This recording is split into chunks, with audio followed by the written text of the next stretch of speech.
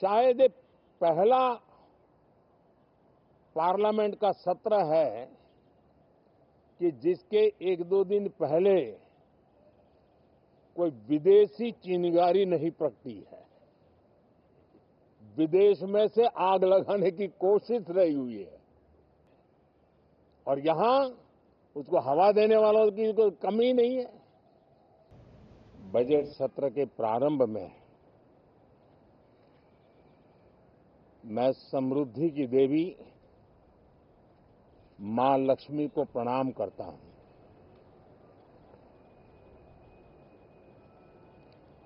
और ऐसे अवसर पर सदियों से हमारे यहां मां लक्ष्मी का पुण्य स्मरण किया जाता है।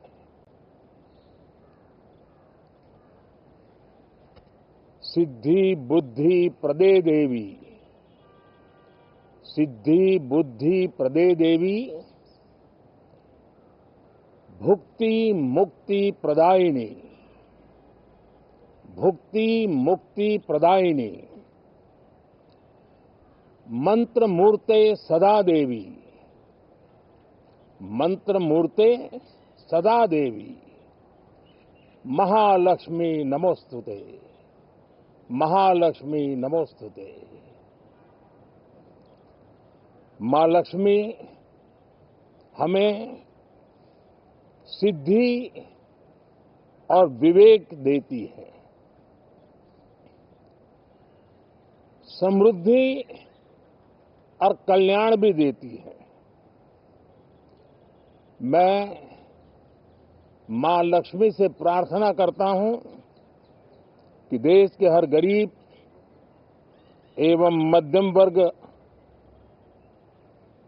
समुदाय पर मां लक्ष्मी की विशेष कृपा रहे। साथियों, हमारे गणतंत्र के 75 वर्ष पूरे हुए हैं।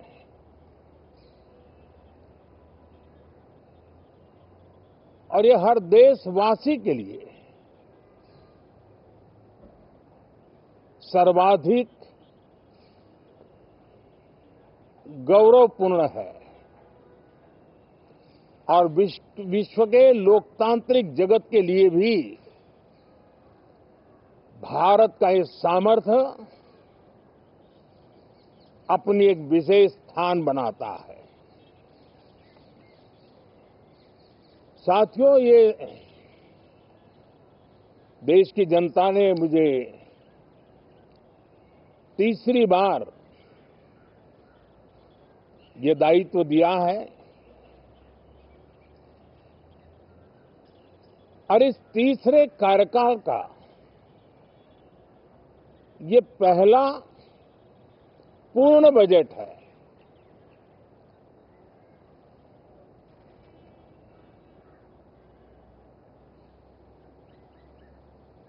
और मैं विश्वास से कह सकता हूं कि 2047 जब आजादी के 100 साल होंगे, विकसित भारत का जो संकल्प देश ने लिया है, ये बजट सत्र,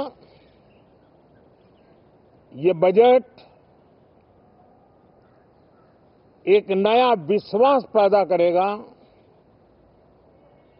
नई ऊर्जा देगा कि देश जब आजादी के 100 साल मनाएगा तब विकसित होके रहेगा। 140 करोड़ देशवासी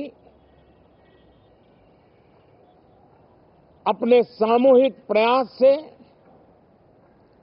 इस संकल्प को परिपूर्ण करेंगे। तीसरे टर्म में हम मिशन मोड में देश को सर्वांगीण विकास की दिशा में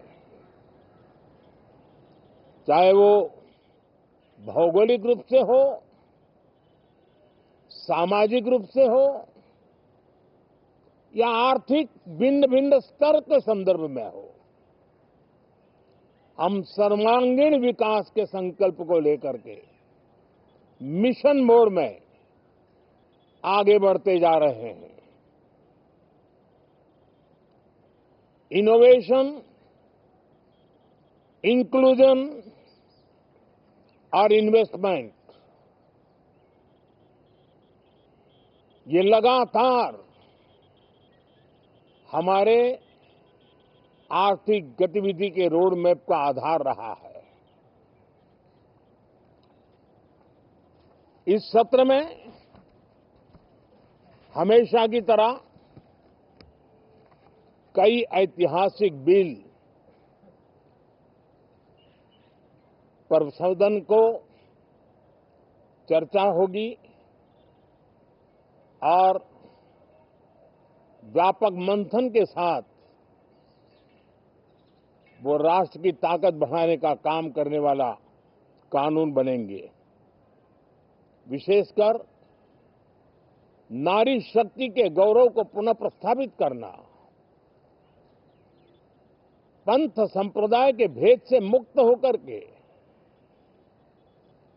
हर नारी को सम्मानपूर्ण जीवन मिले, उसको भी समान अधिकार मिले, उस दिशा में इस सत्र में कई महत्वपूर्ण निर्णय लिए जाएंगे। Reform, perform and transform. जब विकास की तेज गति को प्राप्त करना होता है तो सबसे ज्यादा बल रिफॉर्म पर रहता है। राज्य और केंद्र सरकार ने मिलकर के परफॉर्म करना होता है और जन भागीदारी से हम ट्रांसफॉर्मेशन देख सकते हैं। हमारा युवा देश है, युवा शक्ति है और आज जो 20-25 साल की आयु के नौजवान है, जब वो 45-50 साल के होंगे तब वो विकसित भारत का सबसे बड़े बेनिफिशियरी होने वाले हैं। उम्र के उस पड़ाव पे होंगे, नीति निर्धारण की व्यवस्थाओं में उस जगह पे बैठे होंगे कि वे गर्व के साथ आजादी के बाद जो शताब्दी शुरू होगी, एक विकसित भारत के साथ आगे बढ़ेंगे। और इसलिए ये विकसित भारत के संकल्प की पूर्ति का प्रयास, ये अथाग मेहनत आज जो हमारे टीनेजर्स हैं, हमारी युवा पीढ़ी है, उनके लिए ये एक बहुत बड़ा तोहफा बनने वाली है। जो लोग 1930 में, 42 में आजादी के जंग में जुट गए थे, पूरी देश की युवा पीढ़ी खप गई थी आजादी के जंग में, और उसके फल 25 साल के बाद जो पीढ़ी आई उसको नसीब हुए। उस जंग में जो नौजवान थे उनको नसीब हुए। आजादी के पूर्व के वो 25 साल आजादी के जश्न मनाने का अवसर बना। वैसे ही ये 25 वर्ष समृद्ध भारत, विकसित भारत, ये संकल्प से सिद्धि और सिद्धि से शिखर तक पहुंचने का देशवासियों का इरादा। और इसलिए बजट सत्र में सभी सांसद विकसित भारत को मजबूती देने के लिए अपना योगदान देंगे। विशेष करके जो युवा सांसद है उनके लिए तो सुनहरा अवसर है, क्योंकि वो आज सदन में जितनी जागरूकता, जितनी भागीदारी बढ़ाएंगे और विकसित भारत के जो फल है वो तो उनकी नजर के सामने देखने को मिलने वाले हैं। और इसलिए युवा सांसदों के लिए एक अनमोल अवसर है। साथियों, मैं आशा करता हूं कि हम देश की आशा आकांक्षाओं के इस बजट सत्र में खरे उतरेंगे। साथियों, आज एक बात आपने जरूर नोट की होगी, मीडिया के लोगों ने तो जरूर करनी चाहिए। शायद 2014 से लेकर अब तक शायद ये पहला पार्लियामेंट का सत्र है कि जिसके एक दो दिन पहले कोई विदेशी चिंगारी नहीं प्रगटी है, विदेश में से आग लगाने की कोशिश रही हुई है।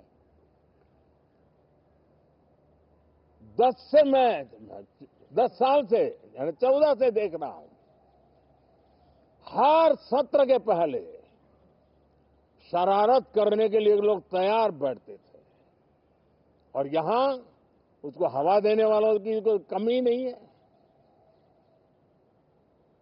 ये पहला सत्र मैं पिछले 10 साल के बाद देख रहा हूं कि जिसमें किसी भी विदेशी कोने से कोई चिंगारी नहीं हुई। साथियों, बहुत बहुत धन्यवाद।